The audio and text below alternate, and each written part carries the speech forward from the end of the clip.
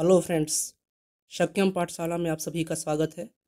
आज हम कोशिका से संबंधित कुछ इम्पोर्टेंट क्वेश्चंस सॉल्व करेंगे। चलते हैं पहले क्वेश्चन की तरफ। नाभिक के अलावा कोशिका के किस कोशिकांग में डीएनए होता है? ऑप्शन ए तारक केंद्र, बी गोल्जी उपकरण, C lysosome, D mitochondria. And the answer is D mitochondria. नाभिक के अलावा कोशिका के माइटोकॉन्ड्रिया और एक और भी है जिसे हम अंग्रेजी में क्लोरोप्लास्ट कहते हैं, हरितलवत नामक कोशिका में डीएनए पाया जाता है। डीएनए एक आनुवांशिक पदार्थ है जो कि एक जाति से मतलब एक जनक से दूसरे संतान में जाती है।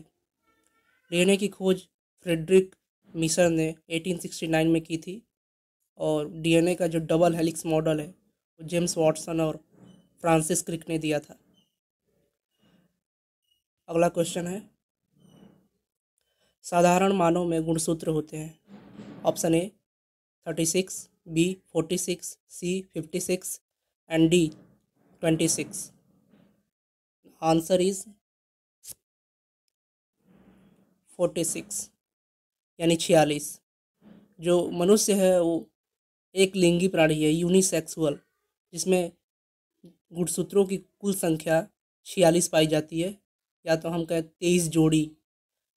जो मेल्स हैं, मेल्स में पुरुषों में 44 गुणसूत्र प्लस एक्स और वाई, दो और गुणसूत्र पाए जाते हैं एक्स वाई, जबकि फीमेल्स में, स्त्रियों में 44 प्लस डबल एक्स गुणसूत्र होते हैं।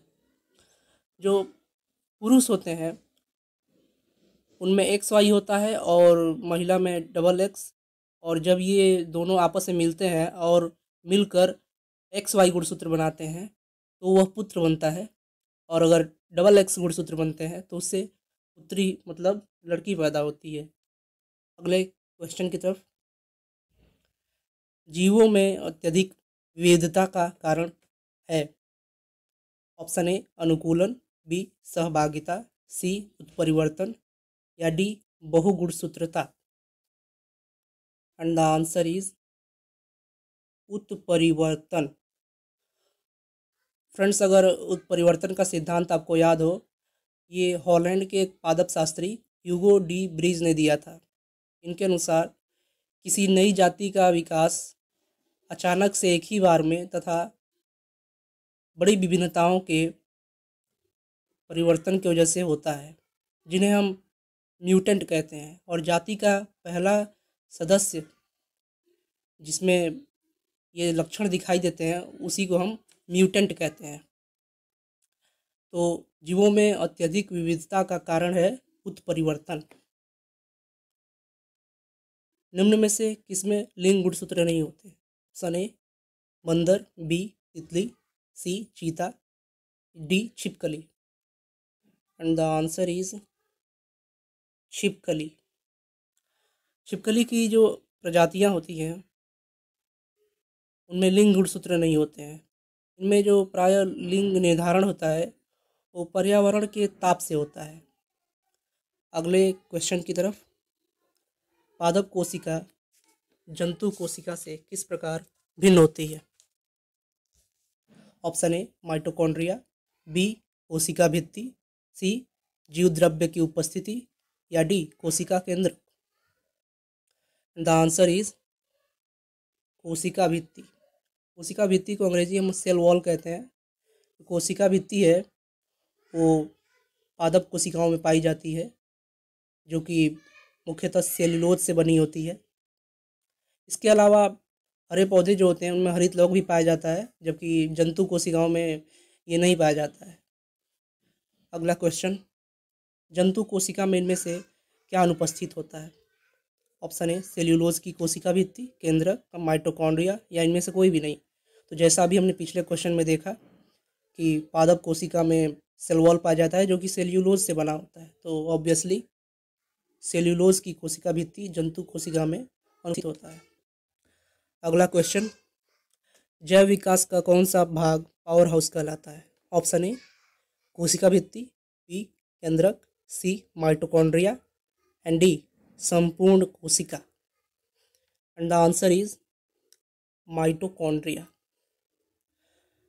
माइटोकॉन्ड्रिया है वो बैक्टीरिया और नील हरित शैवाल मतलब ब्लू ग्रीन एल्गी को छोड़कर सभी जितने भी सजीव पादप हैं और जंतु उन सभी की कोशिकाओं में पाए जाते हैं। श्वसन से संबंधित जितनी प्रारंभिक क्रियाएं हैं वो कोशिका द्रव्य में होती हैं तथा जो शेष क्रियाएं हैं माइटोकॉन्ड्रिया में होती हैं। एंड चूँकि क्रिया के अंतिम चरण में ही अधिकांश ऊर्जा उत्पन्न होती है इसलिए माइटोकॉन्ड्रिया को कोशिका का श्वसन अंग या पावर हाउस कहा जाता है। निम्न में से चलिए हम देखते हैं अगला क्वेश्चन। हाँ, निम्न में से जो प्लाज्मा झिल्ली है किसकी बनी होती है? ऑप्शन ए प्रोटीन से, ऑप्शन बी लिपिड से, सी कार्बोहाइड्रेट से या डी दोनों ए तथा बी से। आंसर इज दोनों ए तथा बी से मतलब प्रोटीन या लिपिड से। जो प्लाज्मा झिल्ली होती है उसे हिंदी में हम कोशिका झिल्ली भी कहते हैं। यह एक अर्धपारगम्य सजीव झिल्ली है जो हर सजीव कोशिका के जीव द्रव्य को कवर करके रखती है मतलब घेर के रखती है। जो रॉबर्टसन थे उन्होंने कोशिका झिल्ली की जो बाहरी और भीतरी परतें हैं उनको बताया था कि प्रोटीन और लिपिड से बनी होती है। जो बाहर और भीतर की परत है वो प्रोटीन द्वारा और जो बीच की परत है वो लिपिड से बनी होती है। और वर्तमान में जिन्होंने कोशिका झिल्ली की संरचना से संबंधित अवधारणा प्रस्तुत की है जो कि सर्वाधिक मान्य है उनका नाम है सिंगर एवं निकोलसन। इनके अनुसार कोशिका झिल्ली में फास्फोलिपिड की 2 परतें होती हैं जिनके बीच में कुछ प्रोटीन होते हैं। अगला क्वेश्चन, प्रोटीन संश्लेषण में निम्न कोशिकांगों में से किसकी भूमिका सबसे अधिक महत्वपूर्ण है? ऑप्शन ए लाइसोसोम और सेंट्रोसोम, बी अंतःद्रव्यी जालिका और राइबोसोम, सी गोल्जी उपकरण और माइटोकॉन्ड्रिया, डी लाइसोसोम और mitochondria. And the answer is अंतःद्रव्यी जालिका एंड राइबोसोम। जो कोशिका में प्रोटीन संश्लेषण है उनमें अंतःद्रव्यी जालिका, इंग्लिश में हम इसे एंडोप्लाज्मिक रेटिकुलम कहते हैं। तो जो एंडोप्लाज्मिक रेटिकुलम और राइबोसोम की जो भूमिका है वो बहुत ही इम्पोर्टेंट है। एक अंतःद्रव्यी जालिका की जो कला है उस कला से राइबोसोम लगे रहते हैं और ये राइबोसोम प्रोटीन संश्लेषण के निर्माण के लिए काम करते हैं। मेनली हमें याद रखना है कि प्रोटीन संश्लेषण कहीं भी अगर नाम आए तो हमें राइबोसोम का ध्यान रखना है क्योंकि राइबोसोम को ही प्रोटीन संश्लेषण की फैक्ट्री कहते हैं। क्वेश्चन, मानव शरीर के किस अंग में लसिका कोशिकाएं बनती हैं? ऑप्शन ए यकृत, बी दीर्घस्थि, सी अग्न्याशय एंड डी तिल्ली। आंसर इज तिल्ली। तो जो लसिका कोशिकाएं हैं जिन्हें अंग्रेजी में हम लिम्फोसाइट सेल्स कहते हैं, ये एक प्रकार की वाइट ब्लड सेल्स हैं जो कणिकाएं हैं, श्वेत रक्त कणिकाएं हैं, वाइट ब्लड WBC जिसे बोलते हैं, वाइट ब्लड कार्पल्स, जिनका निर्माण लसिका ग्रंथियों, तिल्ली, थाइमस ग्रंथि और अस्थि मज्जा द्वारा किया जाता है। लिम्फोसाइट 2 तरह के होते हैं, B lymphocyte and T lymphocyte. चलते हैं अगले क्वेश्चन की तरफ। हमारे तंत्र में अधिकतम ATP अणुओं को उत्पन्न करने वाला पद है। ऑप्शन ए ग्लूकोज का अपघटन, ऑप्शन बी क्रेब्स चक्र, सी अंतिम श्वसन श्रृंखला एंड डी जल अपघटन। आंसर इज क्रेब्स चक्र। जो हमारा रेस्पिरेटरी सिस्टम है, श्वसन तंत्र, उसमें अधिकतम जो ATP है, ATP को फुल फॉर्म है एडिनोसिन ट्राइफॉस्फेट।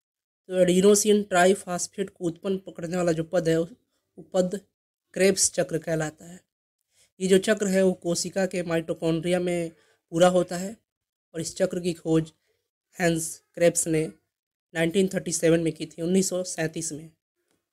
इन्हीं के नाम पर इसे क्रेब्स चक्र कहा गया। तो ये थे कुछ इंपॉर्टेंट क्वेश्चन कोशिका से संबंधित। ऐसे ही कुछ इंपॉर्टेंट क्वेश्चन के साथ मिलेंगे एक नए वीडियो में। Thanks for watching the video and if you like the video subscribe the channel and do like, comment and share. जय हिंद, जय भारत।